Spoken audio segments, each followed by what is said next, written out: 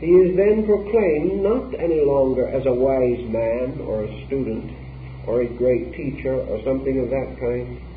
The initiate of the mysteries had a strange and unique place which has never been filled since the decay and decline of that system. He was a being like God. The king of the country could not be seated in his presence without his permission. Every door was open to him. No man would dare to deny him anything that he asked, but by the strangeness of thought, of circumstance, he never asked for anything. He was strangely and completely aloof, and yet he was in this world but not of it. He labored, he served, he taught, he worked, and when the fullness of his years were done, he went to sleep in the earth like his brothers who had not been initiated.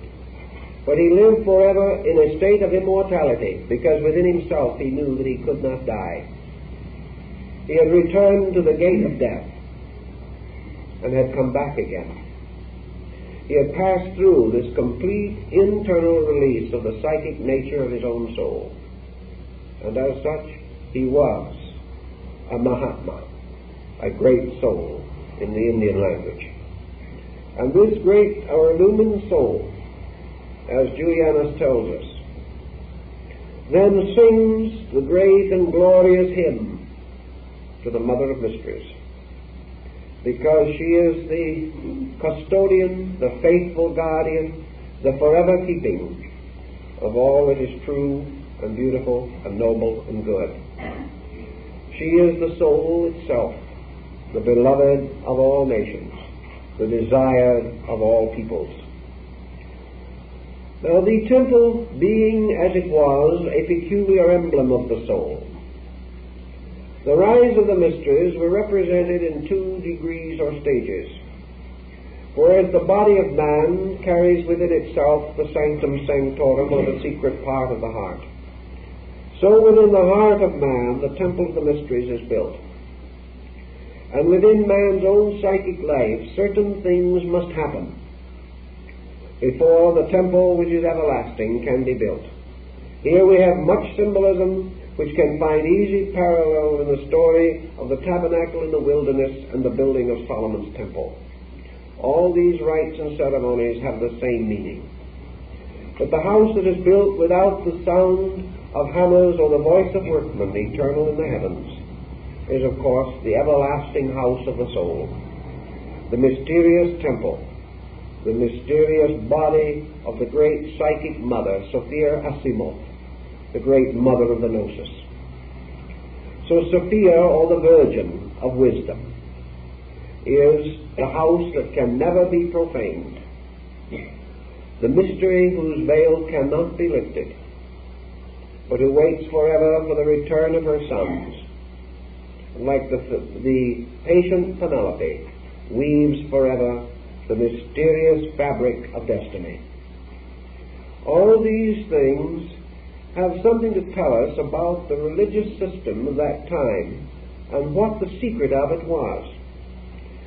We read frequently in various books of men trying to understand in this late time what was the power that maintained the mystery system for 4,000 years in the ancient world. What was it that caused the rich, the powerful, the great, the strong, the wise, the learned, and the simple, all to hold this system in the most extraordinary admiration? What was it that was so strangely and wonderfully powerful that during its flourishing and its flowering it produced the greatest minds and hearts and souls the world has ever known? It was in some way this mysterious power of actually releasing through its rituals a symbolic, mystical experience. The early church undoubtedly sensed this, because it created in its own form and in its own way the mystical Christian equivalent to the pagan rite, and that was the mystery of the Mass. The Mass was originally a mystical ceremony intended to convey certain parts of the old ritual, For the Mass as we know it, particularly the ceremony of the Eucharist, goes far back in Egypt and into the Dionysiac rites of Greece. But in some mysterious way, the Mass did not attain or achieve the purpose which was exemplified in the pagan ritual. That the Mass produced a very deep and profound sense of sublimity cannot be questioned. That a high Mass at St. Peter's today is one of the most tremendous religious experiences that man can pass through cannot be doubted. We know these things to be true.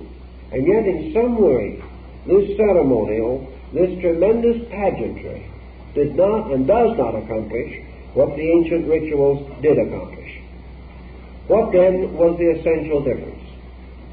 Julian says very simply one thing. And this is the basis of his great argument against the Christians. Julian says that the difference lay in the disciplinatory rites. In other words, Julian says in his arguments that the criers of the pagan mysteries, or those who called the neophytes to their labors, said, let only the pure of heart enter here. Let only the dedicated come. Let only those who in themselves had achieved and attained be permitted to mingle in this sacred throng. The idea or principle being that in these ancient rites, religion or the religious experience was not bestowed, it was earned. This perhaps does have a large bearing on it. Perhaps Julian, who knew both and had experienced both, was in a better position to say than we are today because we cannot experience both. But Julian's opinion was definitely that before the individual can have this experience occur within himself, he must have attained to a certain level of merit. Plato and Pythagoras required certain prerequisites to admission into their sacred schools. Perhaps these prerequisites were to a degree symbolical, for we know that Pythagoras initiated his own slaves, and it is not likely that these slaves possessed the literal prerequisites which he required. But somewhere in this was a symbolism which had to do with merit or the earning of the right of acceptance into the state religion. So Julian says that the great difference lay in that the pagan required and demanded that those who sought truth make in themselves a proving of their own merit or their own sincerity, and that they might not enter the sanctuary except with clean hands and an upright heart. He says that the God of the mysteries was not saving the sinners, but was rewarding the just. Now this makes a peculiar difference in the psychology involved. And he was turned from his Christian baptism essentially by this particular circumstance, that he believed firmly that the individual who sought the consolation of God must bring something with him and not merely accept. Not pray for what he wants and continue to live the way he pleases. Not to hope for good things but do nothing in himself. Not to continue his common course of profane action and at the same time feel justified in claiming his participation in a religious mystery. That the merit system was at the end, at the source of all these things. Now it is quite possible that it is not possible or not realistic that the sacraments which are performed in the presence of persons who are themselves not consecrated can have the same type of result as those in which the person is duly and properly prepared for this experience. Another thing that is, of course, great of importance in this is that religion, under this system, the philosophic culture of religion, was a decision of the individual himself. Men were not born into faith. They did not join their faith because their friends did, or because their relatives were members, or because it was particularly suitable to the location in which they lived. These kinds of considerations played no part in the old mystery rites. The individual prepared himself for from 5 to 20 years of study, of self-control and discipline before he could approach the temple. He must bring from the community in which he lived proper credentials, proving that during this entire time he had been an outstanding citizen on the level of ethics, that he had performed no action that was contrary to the public good, that he was honest, intelligent, generous, kind, well integrated and well ordered, that he possessed courage and self-discipline, that he had proceeded in the gymnasium to attain certain scholastic levels, that he was in every way dedicated and had given his whole life to the search for truth. Only then was he considered eligible for participation in the great orgies of the blessed God. An orgy at that time had no such meaning as we ascribe to it today. It represented the great, strange, mysterious, and intoxicating pageantry of the soul, in which consciousness was picked up into an incredible exaltation and elevation of experience.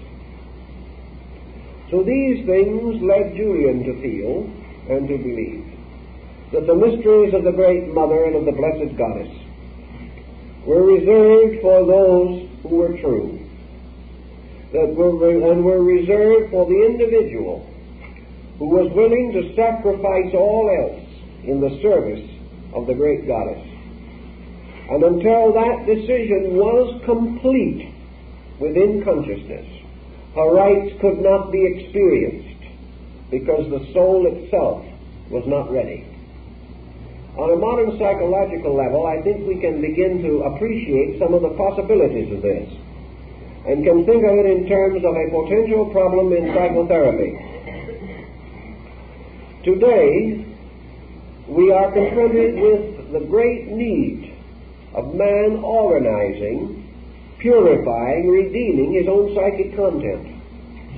We know that the average person is burdened with a variety of pressures, intensities, frustrations of any and all kinds, that he is incapable of the relaxation and integration of a well-ordered life.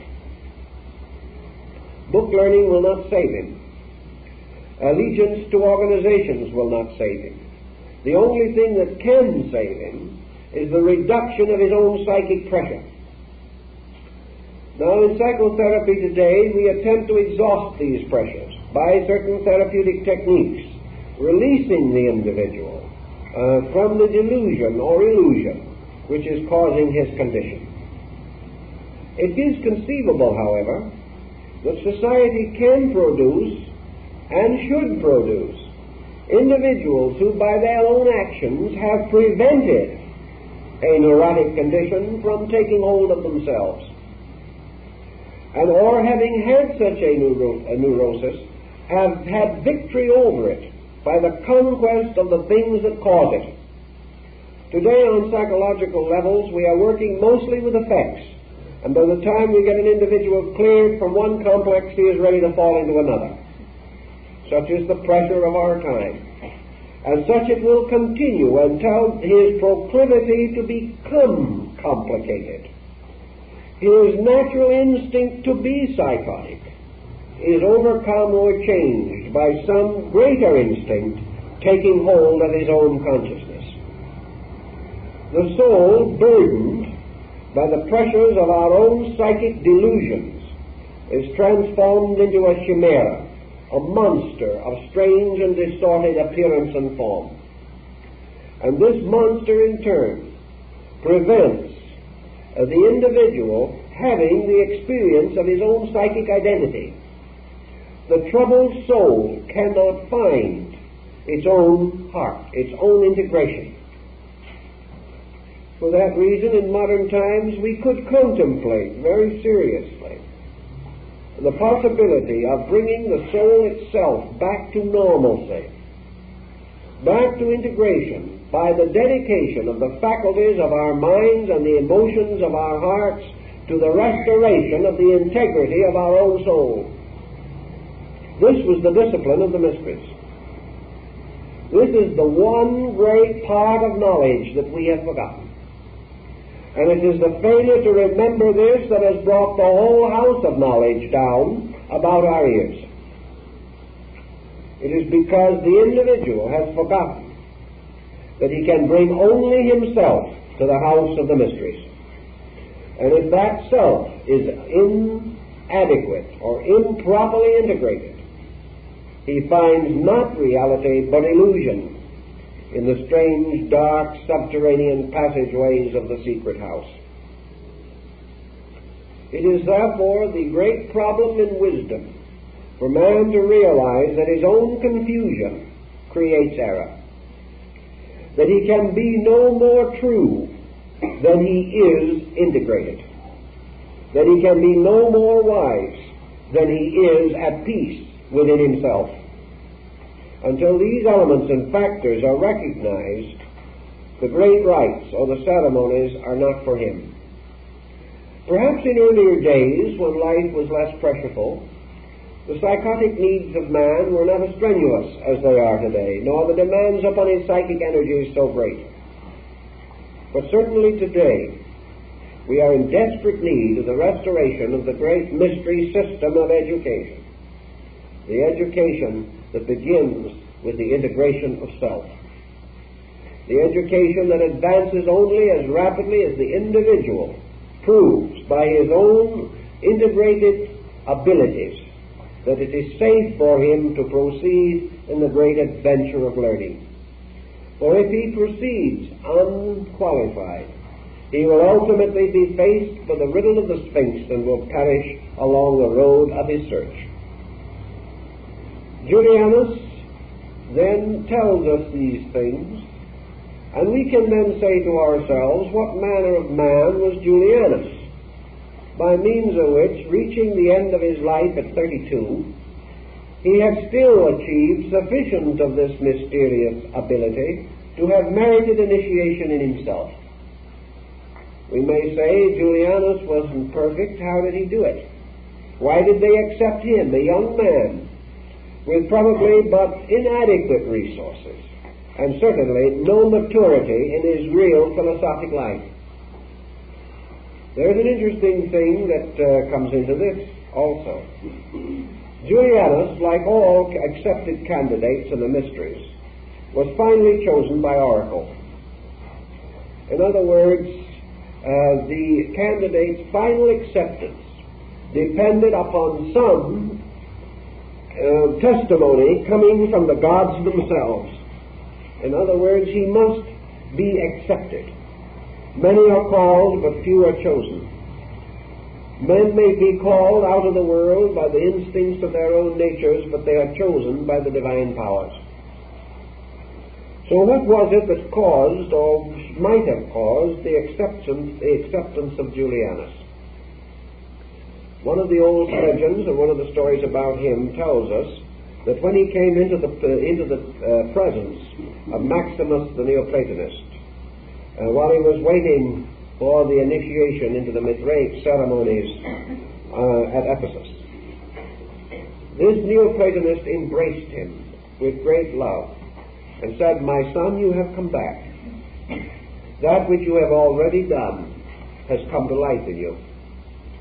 And he explained to Julian that in his previous embodiment he had accepted the right, and therefore that he might receive it again. And because of this, it would be possible for him to restore the right in his own consciousness. If this was not true, he could not. But because he had already received the mysteries, then for that reason, for him, learning was a remembering of that which was already known. And Maximus further explained to Julian something that the boy himself knew, and which was, of course, perhaps the deciding factor, namely that from his own infancy, Julian had had this great, pressing desire within himself to know. He was born, as he tells us himself, seeking truth. Therefore, he could well believe, perhaps, that the soul in him, whether it was the soul of Alexander or some other spirit in space, that the soul in him had already known the road and was longing to find it again. That this then, by initiation, was the reviving or restoring of that knowledge which the soul already possessed, but which had been obscured to it by its embodiment as a newborn babe. And because Maximus, the Neoplatonist, recognized in Julian the signs of one who had taken the oath, he was accepted and initiated. And from what transpired then and afterwards, it seems that Maximus very probably was right. Because certainly Julian, considering his age and his circumstances, almost immediately revealed a wisdom far beyond his years, or far out of harmony with the generation and the condition of the world in which he lived. Because Julian definitely belonged to the golden age of Greece. He belonged to centuries that had preceded him. He was a great geographical misfit, coming too late and dying too soon. So in this case, there was this peculiar circumstance involved in his acceptance into the right.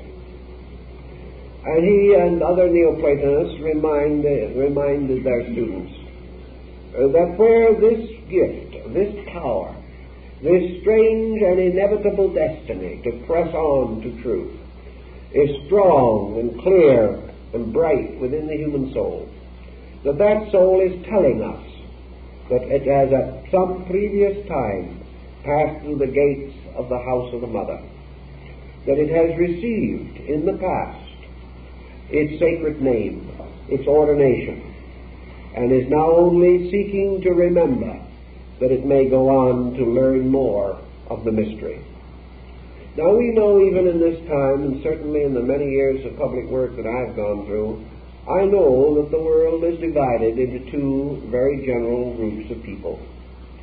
Those in whom there is this tremendous urge to know, this urge to release a spiritual destiny locked within themselves, an urge which in its proper and natural form is not an urge to achieve fame or greatness or wealth or authority, nor is it an urge to escape burdens or to shift responsibility or to advance one's own spiritual destiny. It is the simple urge to learn in order that we may give. And wherever this urge is tremendously strong, we cannot but wonder, as Julian wondered, whether it isn't the dim remembrance of the soul of a destiny to which it has already been called by the sacred rites, when it was dedicated to the service of the great Mother, who is the servant of all. And then there are other souls in whom this hunger does not seem to be, who are happy and content to live their normal lives, who find no call, no pressure, no sublimity to disturb their mortal inclinations. These souls have not been moved. They have not been to the house. They have not tread upon the threshold of the goddess. They have not seen the great gods standing in the light before them.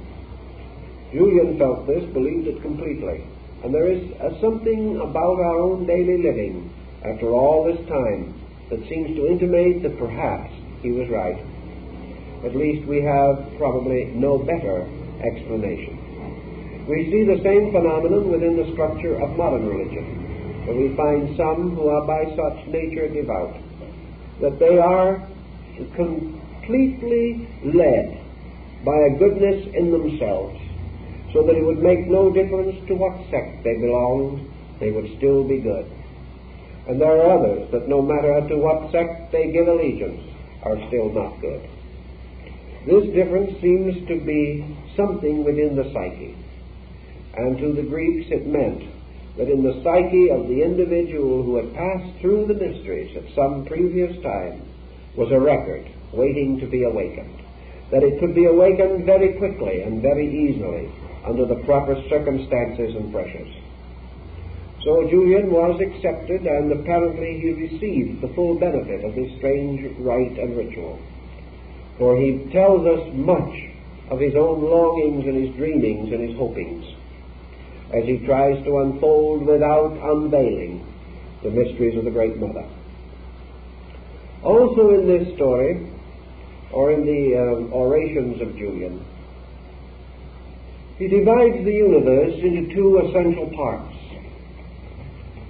He describes to us the rituals and mysteries of the Sovereign Son. And the Sovereign Son, of course, to him, was this visible symbol of the invisible power of eternal life. To him, the Son was the Father of all living, and the earth, the mysteries, was the mother of all living. And the union of the sun and moon and the mysterious alchemical experimentation produced the psychic homunculus, the mysterious creature of crystal, in whom the two great sets of energies converged, mingled, and produced from themselves the magnificent structure of the living soul. The Neoplatonists taught, for example, that there was spirit and body, and between these two, as a spider spinning its web, the mysterious interchange of energies and forces brought into creation a middle distance, which was the psychic nature. For the soul was the result of life moving upon matter, and matter rising gradually, impregnated with life and releasing life from itself. So the earth also was the womb of the mysteries, the Great Mother, and her temples were mostly beneath the earth as symbolic of their proper place and residence. And the mother was impregnated with the power of the light, or the Father Spirit. And between this heaven and earth, dominion wielding, was fashioned the subtle fabric of the soul. Now Pythagoras and the others declare that a soul is properly called a form. Form and matter are not the same thing. All bodies are forms. All bodies are composed of matter.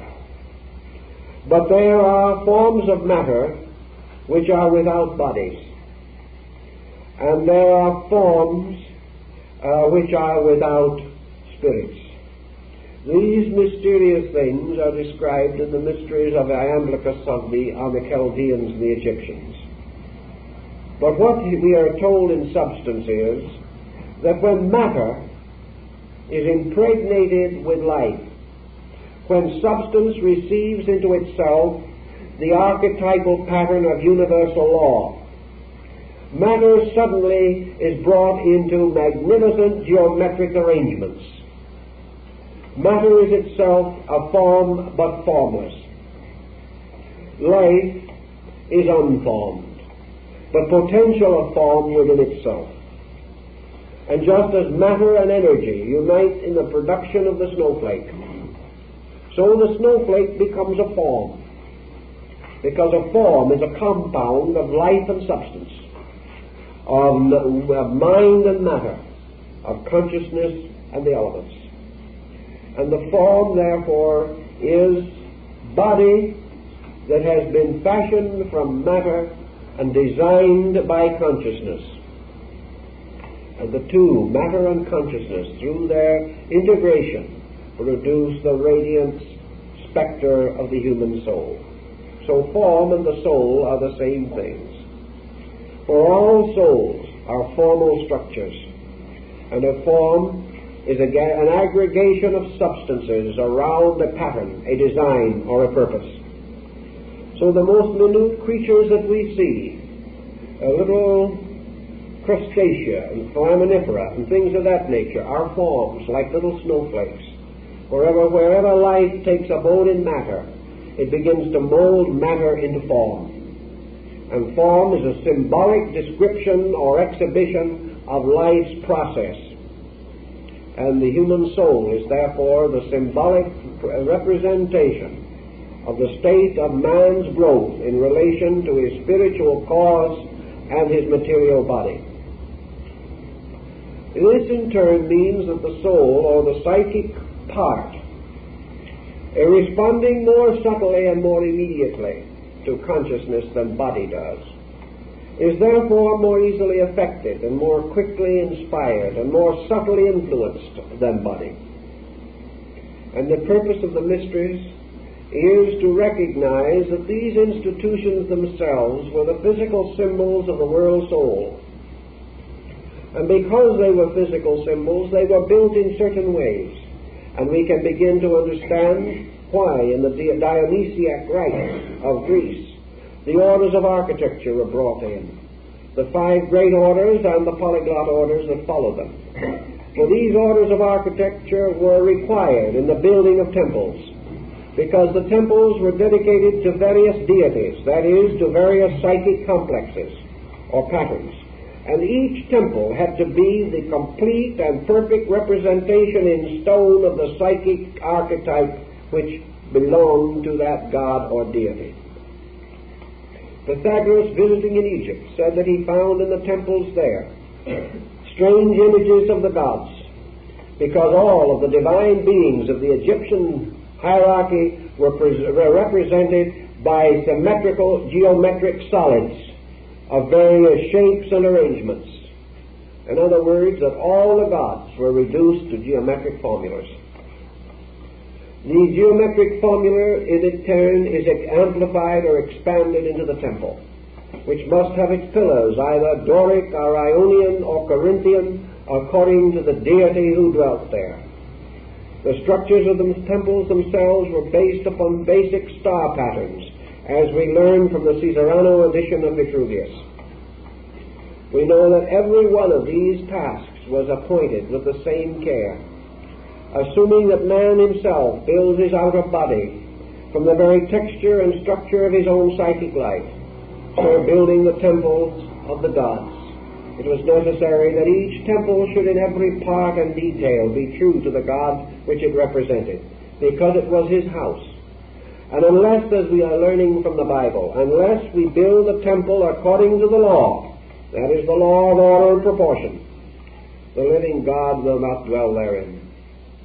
For the God, the power, the dynamic, the psychic reality of the archetype can only be captured when the structure which is to house it is identical with it. In the same way, man is only able to capture the archetype of the great mystery drama if his own psychic organism is identical with it. This strange rapport was of 2 directions or 2 kinds. Man could not be sure and could not know that his own psychic nature was identical with that of the gods.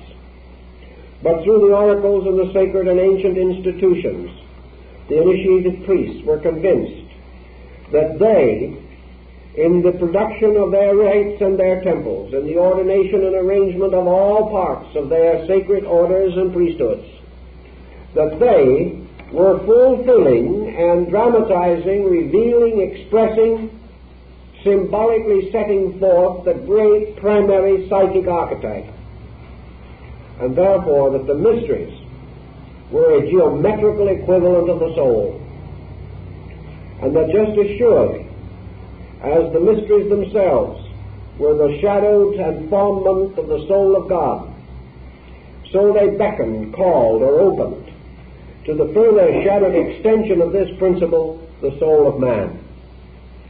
So we understand the meaning of the term that the neophyte or the initiate entering the sacred house is described as going home. He is going back to the similitude of himself. He is going back to his own birth. He is going back to the place where he came from. He is going back to the state or condition which was eternally his, the condition of the great archetype of psyche in space. Thus he returns to the ancient house, He comes back again to the womb. He is returned to his own childhood. He is truly returned to his own infancy. He must come forth again by a new birth. A new birth in conformity with the archetype and with complete receptivity to the impression of the signatura rerum, the great seal or imprint of the archetypal purpose. The initiate, therefore, is supposed to and believed to carry within himself, from the time of the mysteries, the living archetype of the connection between his own psychic life and the psychic life of the universe. There was no longer any arrangement or disarrangement between these two. They had come together. And because his soul was like the world soul, it could never be separated from it, because things which are alike can never be separate in time and space. The gradual education or edification of the initiate through the continuation of his studies then became of one purpose only, namely that he would increase in skill and power and means for the expression of that which was his own internal. From that time on, he was instinctively and inevitably master of arts and sciences, because all these things are merely specializations of his own psyche. And as surely as art and music and literature and the dance and poetry and sculpturing and painting and all these things manifest man's instinct to express beauty, so when the psyche is itself ordered in all matters, this beauty is immediately and eternally available, and it only remains for the initiate to experience and discover the ways in which it can be revealed. This is, in substance, the experience of the blessed theurgy described by Plotinus.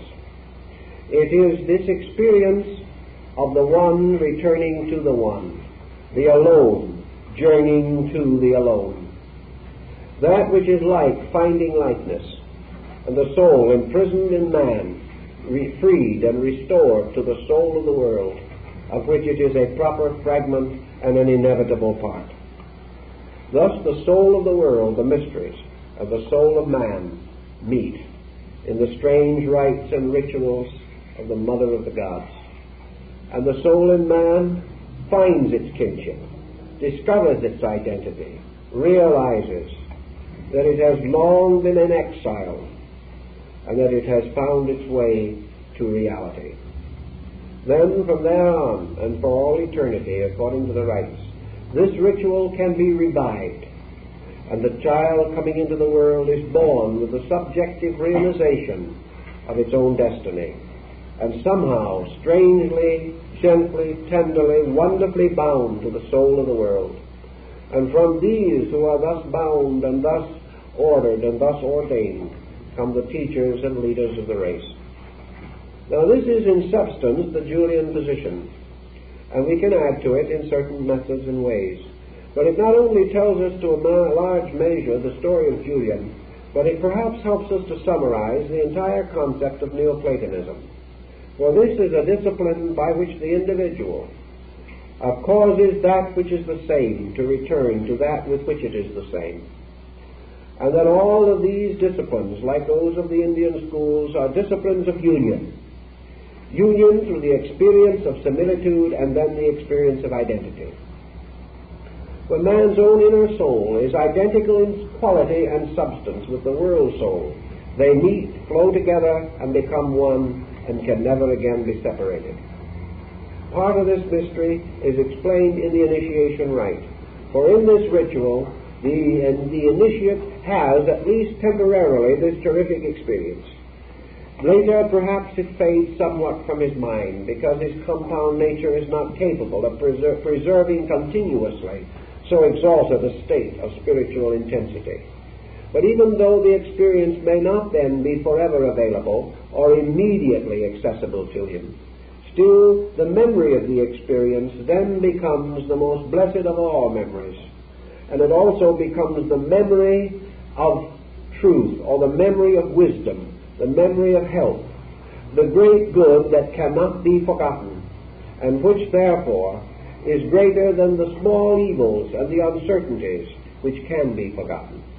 But nothing in the world, nothing that can happen to man, good or bad, can have the tremendous impact upon his spiritual life that the motion of the soul to the recognition of its union with the great archetype can have. Therefore, in the presence of this, all doubts, all fears, all negations have no opportunity of presenting and maintaining themselves. Thus, the initiate can never completely relapse. He can never forget. He can never fail to experience. He has known something. He has beheld the universe open around him and within him. He has come to know as realities things that other men can only believe or hope or wonder about. And having passed through the experience, he receives a strange and wonderful catharsis. And this experience of passing through, of actually participating in the rite, is the sacrament by which the benediction of the Spirit is bestowed. And in the presence of this benediction and under its tremendous influence, something happens in the psychic chemistry of the individual, and the soul can never be as sick again as it was before. It can never forget. It can never stagger away and die again in matter, because it has received the greatest impulse, the greatest transference of energy from the world soul that it is possible for it to have. It therefore blazes within the being and causes the being more and more to become its servant, until finally the initiate bows before this victorious and triumphant soul within himself and acknowledges himself to be its servant.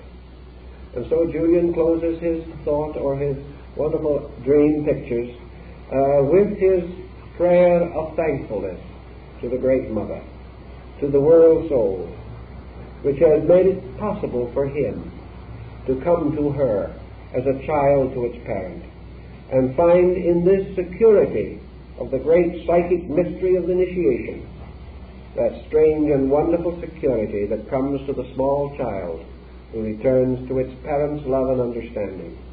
And Julian, as a small child, goes home to the mother, and in going home finds peace and security and serenity. Thus he completes or concludes his dream of this great drama. And I think we have considerable reason to believe from his thought and from the works of his contemporaries that Julian indeed had had this experience, that it sustained him magnificently through these trials of a short and tragic life. And we will hope with Julian that it will cause him to return again in due time with the memory of the greatness of this soul and the message and journey of the soul deep within himself, so that perhaps again in his day he can become enlightened, can revive the mystery, and continue his dedication to the service of the Mother of the Gods. Well, I think that is